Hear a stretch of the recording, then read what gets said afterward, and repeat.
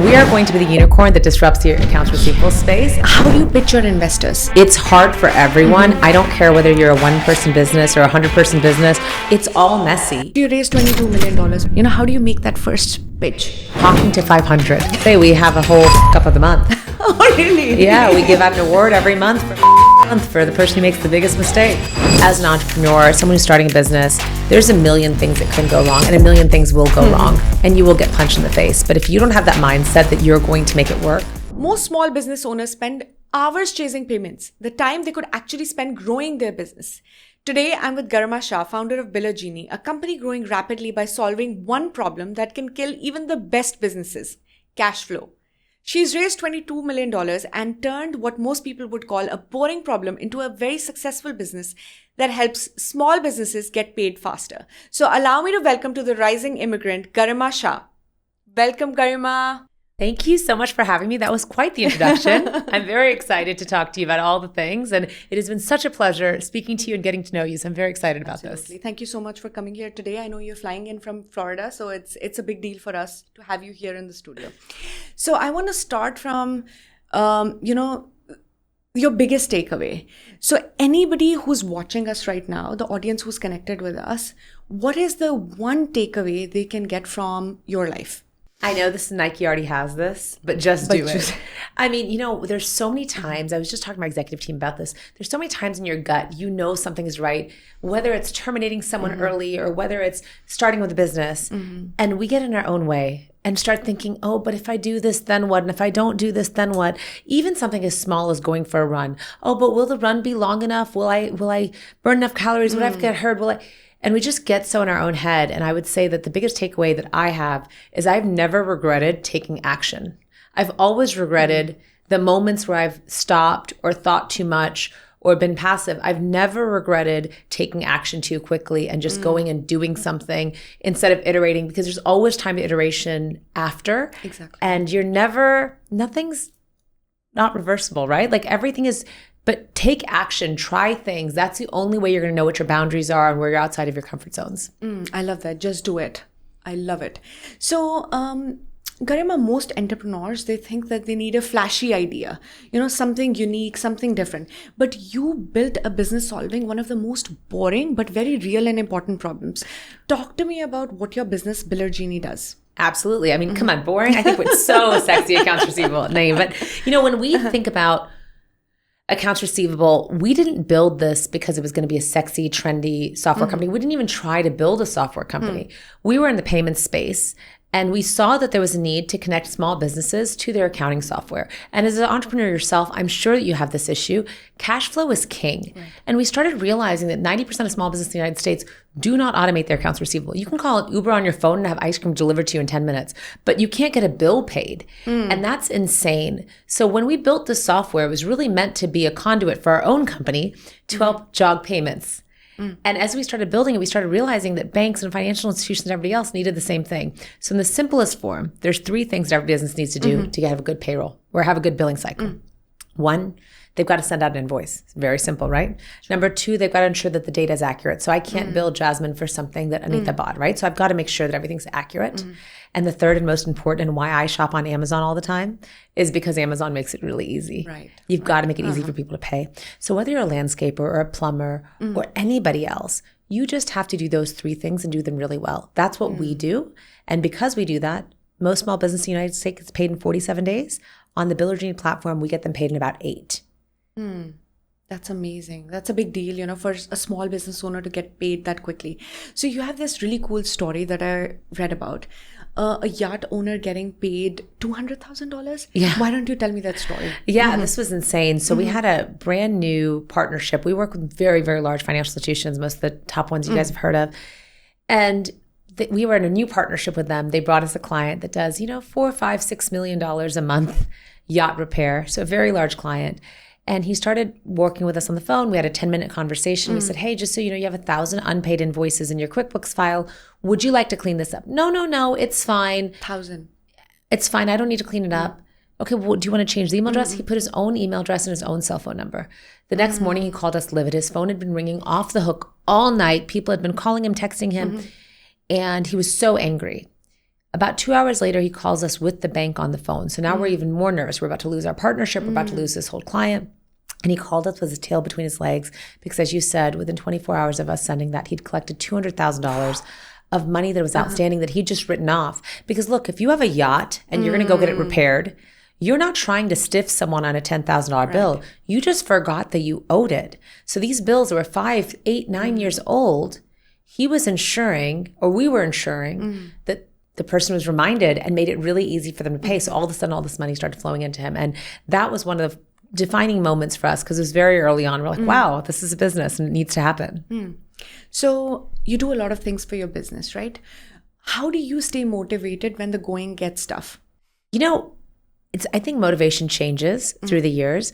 I think in the beginning, when you start a business, it's all about the proving of something. It's about, can I do this? What is this? And there's that excitement, the challenge. Now we have about 100 employees. We have investors. We have partners. And the responsibility of we cannot let everybody around us down. We have business owners. We have banks that work with us.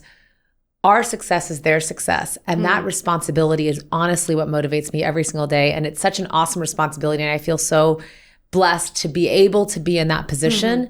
But every single day, that's what I'm thinking about is how do we show up for our partners? How do we show up for our investors? How do we show up for our employees to ensure that we're doing the best that we can? Got it. So if anybody has to start a business today, what is the mindset they should have? You know, everything works out. And if it hasn't worked out yet, it's not yet the end. So I think optimism and positivity has carried me a very long way. My dad always says, you know, you don't take no for an answer. And it used to bother him a lot when I was younger. I have a child who does the same to me now, and I understand the frustration.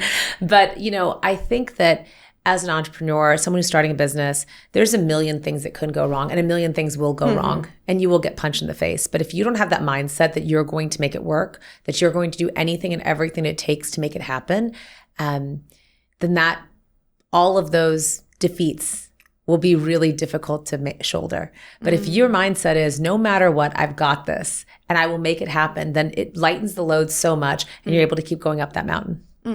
So you raised $22 million for your business. How do you pitch your investors? You know, this was actually interesting. So this was our Series B that we raised $22 million. We didn't try to pitch anyone. We were not looking for funding. We were cash flow neutral. We didn't need the money. Our attorney had said, hey, there's someone you should talk to. And we'd spoken to a few. We didn't really need any investment. We were afraid of losing control and governance. And we met this amazing company, Radiant Capital, which is a growth equity firm. And they pitched us. They told us why they were going to help us really build our business and optimize it. And it wasn't about the check for us. It's really about, they were bringing operational expertise. They were bringing people who knew how to do things that we hadn't done before and opening a new frontier. And that's really what made them so attractive for us. So if on the other side of the table, when you pitch your clients, what do you tell them? When I pitch my clients, I just say, look, this is very simple. If it's a bank that I'm pitching, what is your main goal? Your main goal is to have commercial depositors. Right. If your business owners, if you're a landscaper who commercially deposits with you, gets paid faster, what does that do to their interest rate? What does that do to how quickly they pay off their cards? What does that do to how quickly their deposits come in? And what does that do to retention? As they look at you as a bank, now you're providing all of these other solutions, they're way less likely to leave. And to the small business owners, what do you have to lose? We have plumbers that tell us, oh, I've never been able to go to my son's baseball game, but because you took over billing for us, now I'm able to do those things. So let us show you, let us put the software in and let us take all the busy work out and get you paid faster. And look, we are we believe so powerfully in our business that we don't even have a contract. Everything is month to month. We tell our customers that we will earn your business every single day. So take me back to the moment when you decided to work on this problem. So it was a funny story. My partner and I were, like I said, we're in payments. And he had started this idea of creating a payments company with a software angle. And we met with a very large bank. And the bank said, we love your product, but we will never work with you because you compete with us directly in payments. Within 30 days of that meeting, we decided that we were no longer a payments company and only a software company. This was really scary because myself and my partner both come from payments. We don't come from software. We also launched this company in January 2020. We all know what happened in March of 2020. Yeah. So just a scary time overall to go take such a big pivot.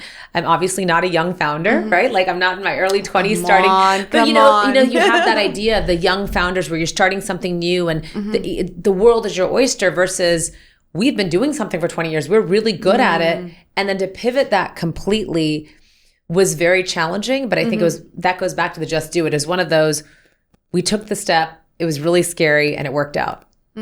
So whenever you have a new idea, most people say no. Who was the first person who believed in you? The first person who believed in us, actually, I think it was just each other. My partner and I are very close and we've known each other for 14 years. And I think that the two of us had a very close, okay, you're having a hard day today, I got you. And the same so I think people who don't have a partnership in a business, it must be really hard to do that alone because it's hard. And and there's a lot of days where you're like, what am I doing and why am I doing this? But to be able to have a best friend who is also your business partner makes life a lot easier. Yeah. So how do you think your life has changed since you started the business, when you were building it, and then now that you're leading a scaling business? It is still a grind. You know, we can't call ourselves a startup anymore, but it's still a grind. It's just that your problems change, right?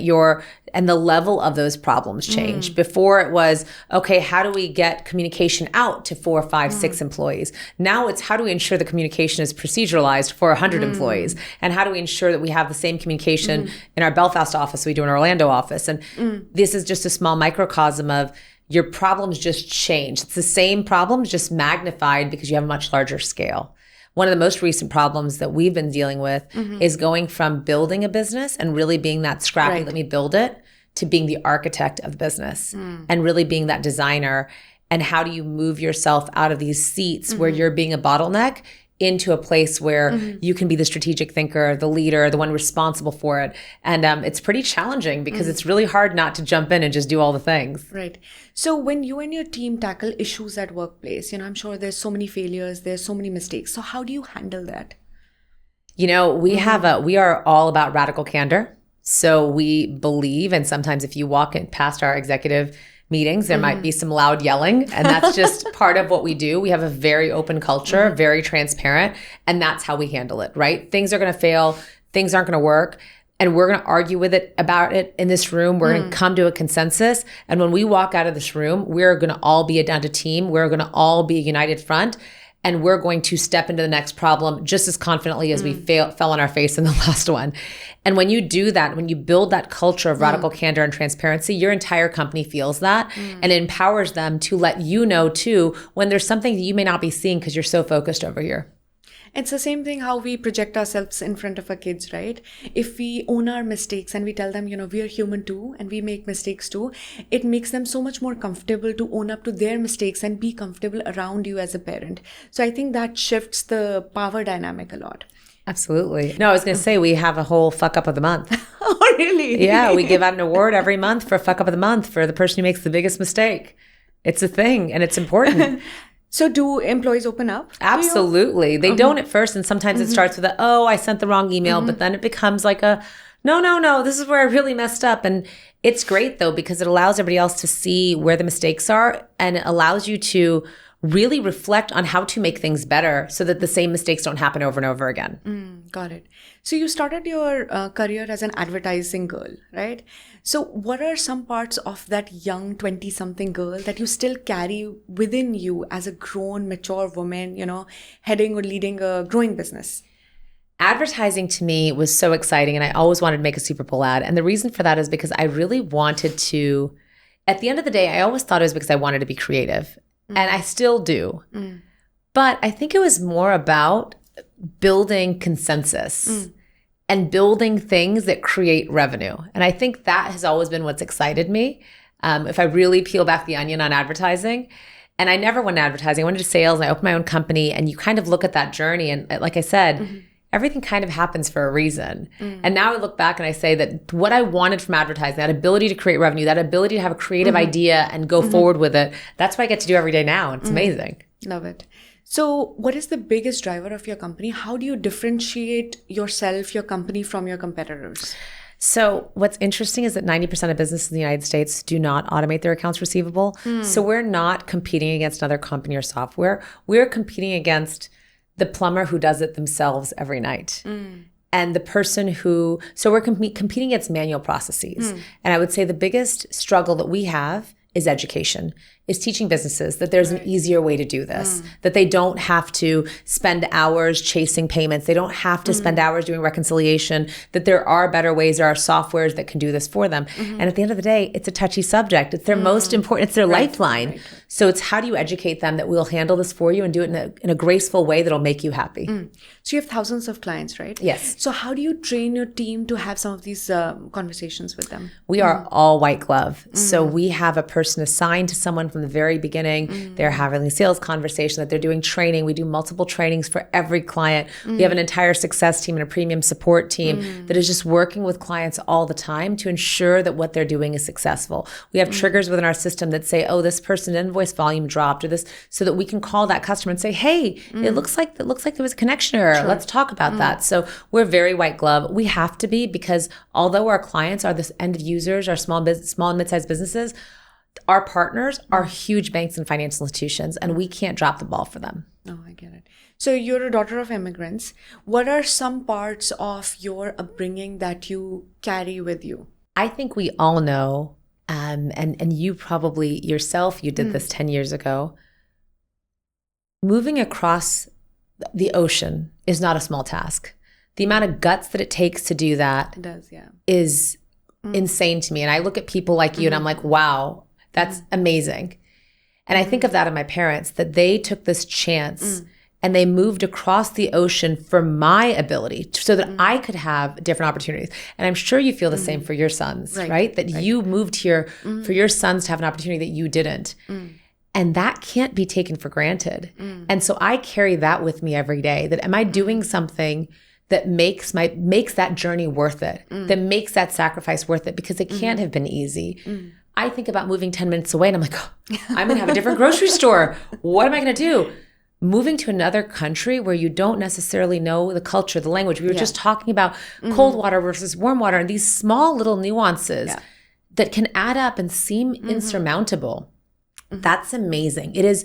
I have such a huge sense of just awe for anyone who has been able to do it and do it successfully. And I think that we all owe it to our immigrant parents and immigrants ourselves to really carry that with us every day and really make sure that we honor that journey.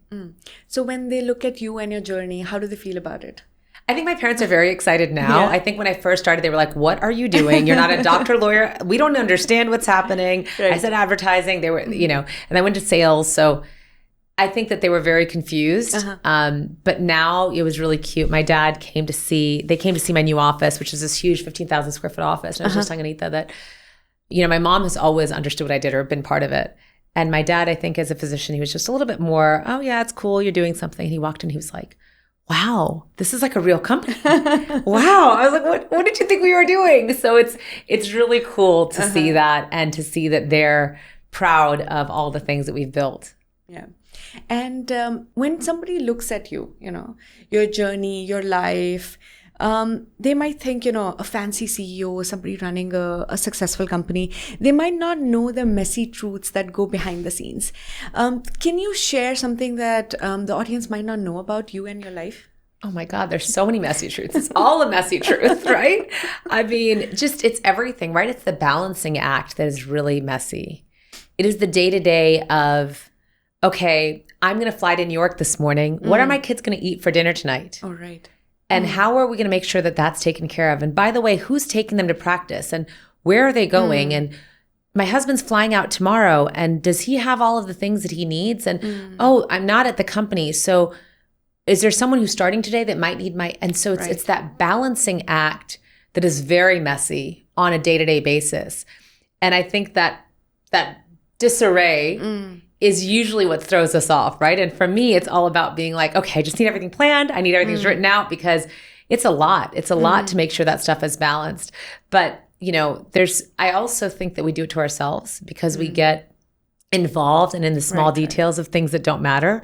Like I love birthday parties. I love throwing my kids' birthday parties.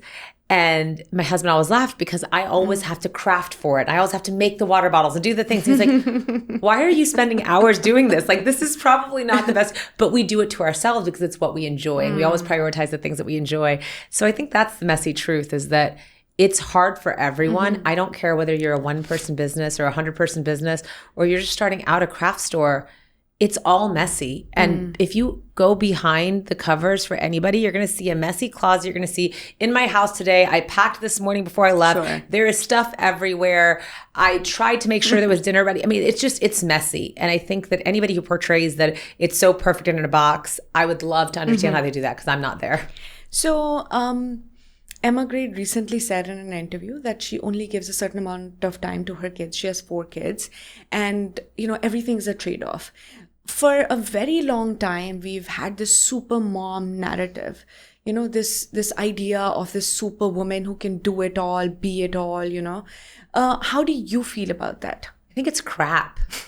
I think it's such a way to make you feel mom guilt. Very early on in my career, I remember I used to travel to DC all the time, and someone said, "Oh my goodness, it's so great that you do great at work, but your poor kids." And then I would go to an Indian wedding and someone would say, "Oh, you have a nanny?" So how am I supposed to do everything else? You're not taking care of your, and man, that hurts, right? It hurts, and it gives you all that mom guilt. But I think once you start owning that and just realizing that what I'm teaching my girls is that they can do and be anything that they want, and they can make their own decisions. And when you realize that and you step into that power, I think everything's changed. And look, there's still mom guilt. There's still days that I was like, oh, I wish I could be there. I wish I wasn't missing this. But there is trade-offs, and you have to make sure that you're making those. And the way I do it now is I actually talk to my girls about it. I say, hey, mommy has a meeting here, but you always come first. If you think that what you have is more important, I'm happy to cancel it, but let me explain to you what my meeting is, and you tell me what's going on in your life. And there are times that they say, no, please come here. I really want you. And that will always be my answer. And there are times where like, I really don't care. And that sounds really cool. You should go do that. But it gets them to be part of my life, and it brings them to that conversation, and they're part of the decision. So it's not just being thrust upon them. I like that. You're giving them the autonomy, the agency to make that decision, and then they feel involved in the process. Actually, I'm going to take notes and start doing that with my kids. So I want to go back to your industry. It's rapidly evolving. How do you think AI is going to change what you do?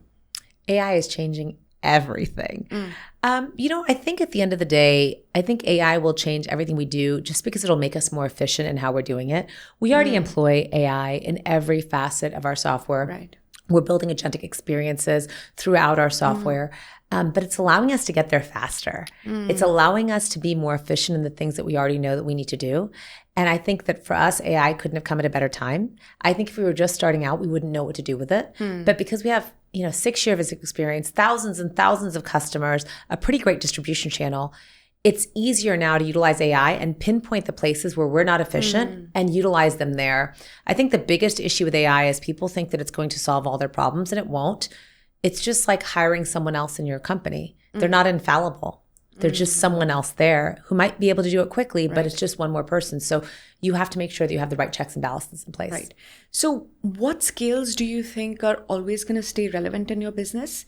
And how do you think, or what parts of your business do you feel like AI can replace and cannot replace? I would say the skills that will always be there are curiosity and humanity, like that idea of taking something forward and listening to what someone is saying to truly understand what the source level problem is. I think humans are very good at understanding source level problems.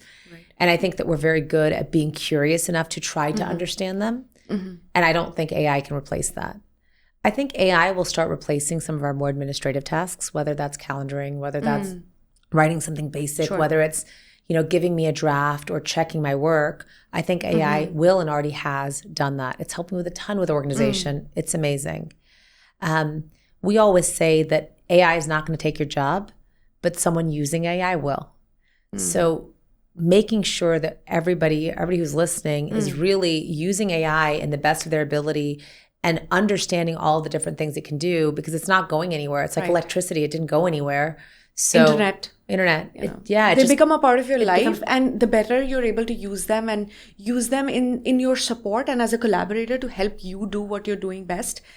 I think that's the strategy we need to go with. Absolutely. It makes what you're good at a superpower, because now you've accelerated yourself to really focus on that zone of genius. So if one business owner is looking at this video right now, how do they communicate or get their first customer? How do you make that first pitch? The first customer, how do you get your first customer? I think it's by talking to 500. Unfortunately, I don't think that there's any kind of magic bullet. I think I wish you could have said something like, oh, there's a secret, I'm going to give you something. I wish there was, but I think it's it's the law of averages. Okay. And for any young immigrant or a woman of color watching this video right now, what is the best piece of advice you can give her? Be you. There's so many reasons. There's so many reasons to not be who you are. There's so much of the wear a black suit, wear closed-toed shoes, show up this way, don't talk about your kids at work. There's so many of these things. But when you realize the power of being authentically you, and you get to be a minority in the room and a woman in the room, your voice holds so much power, and you're memorable for being you. You become this unstoppable force because you are uniquely you, and you're the only person who's able to do that. So anybody who's listening, any young immigrant, anybody who's just, the more you can lean into being authentically yourself, the more power you will harness across the board in this world. Do you believe in luck? Yes-ish. I always say I'm lucky because I think things always work out for me. I say that all the time. And those around me say that it's not luck. You just do a lot of things to force it to happen. I'm not sure where I am yet there, because I believe that if I want something hard enough, the universe ensures that it happens. I truly believe that happens for me. Because I think that there is power in manifestation. But I think what manifestation does is it forces us to zero in on one specific thing and put all of our energy towards it. So although we can say it's some cosmic universal luck, great. Sure. Or is it just that you've taken every iota, every brain cell, every piece of power that you had and put it towards this one goal, and that's why it came true? I don't know yet, but I absolutely believe that if I want something bad enough, it will absolutely happen. What is one value or one thing that you carried from your growing up as, daughter of immigrants here in the United States that you pass forward to your daughters? I think that you'll agree with me when I say that our culture is about being a good person. And I think that is something that I've carried very much. And I talk to my kids about this all the time, that at the end of the day, if you can say that you were a good person and you did things because you were good and you meant well, you're going to mess up. You're going to make mistakes. You're going to hurt someone's feelings. All of that is going to happen. But if you meant well at the end of the day, and you thought about being a good person, a good human, and that is all about seva. How do you give back to your community? How do you do community service? How do you work with those around you? How do you build friendships? How do you build relationships? If you are a good person, good things will happen to you. 100%, I do believe in karma. Like, it will happen, but you just have to be a good person. Started thinking about, seva, what you said. I think one of the other things that I really appreciate about our culture is this, we came from something, and our culture really values education. It really values giving back to the community. There's definitely, a few things that I don't appreciate about the culture, and there's, Sure. Every community, every culture has some shortcomings, but I think there's so much value in grit, and to be able to your point, to be able to look yourself in the mirror and be like, did I show up as the best version of myself, trying to help others? I think there's so much value to that. Garima, if you were to say one thing that has really helped you build your business, something within you and you feel like, other entrepreneurs can learn from that, what is that one thing that you constantly keep going back to? I would actually say it is about the one thing. So as an entrepreneur, especially when you're early entrepreneurs, it is very easy to think about all of the things and to become a task rabbit. Oh, I have to do this, I have to do this, I have to do that. And by the time it's 10 o'clock at night, you've done all the things, but you haven't gotten any closer to your goal. And so being singularly focused on the one thing, that one driver, what do I need to do this quarter, this month, this day? If I get this done and nothing else happens, I'm going to win. And we talk about that a lot in our company. I talk about that a lot with my kids. It is one thing that you need to focus on. And as long as that happens, if all of these little things don't happen, it's okay. But what is that most important? What is that North Star? And so I really do think that that's what it's about, is that it is so much easier to just check things off the list. That is, and then there's a dopamine response every time you get to check something off. Yeah. But at the end of the day, we just do that sometimes for that response and not because we're focused over there. And any behaviors or things that you've unlearned or you're trying to consciously not do? I would say trying not to let go. I would say trying to let go and trying to understand that you bring people in all parts of your life who are subject matter experts. Let subject matter experts do the things that they are great at and let go and watch things happen. And the more you let go, and again, I would say this, it's so similar to parenting, right? When you let go and you let your children make some of their own decisions, and sometimes you're like, that's a terrible decision, don't do that. I know. But when you do that, that power, that responsibility allows them to grow from it. And often it is such a different perspective than what you have that you learned too. And sometimes things are way better because you brought in that new perspective. Anything else you'd like to share with our audience today? No, this has been great. What a wonderful conversation. And you're so inspiring. I love your story. We were learning about you before, and I loved hearing your story. And I think you have such an amazing grit. And I'm so excited about what you're doing in building here. Thank you. So what's next for Garima and Biller Genie? We are going to be the unicorn that disrupts the accounts receivable space. And that is what we're doing. That's what we're building towards. And we can't wait to do it. And for me, I look forward to as many connections with people like you as I can have in my life. Absolutely. Thank you so much, Garima. I'm so honored to have you here in our studio today. I had an amazing conversation, and there's so much that I can learn from you as, an entrepreneur, as a mom, as a business owner. So thank you so much again for doing this. Thank you. Appreciate it.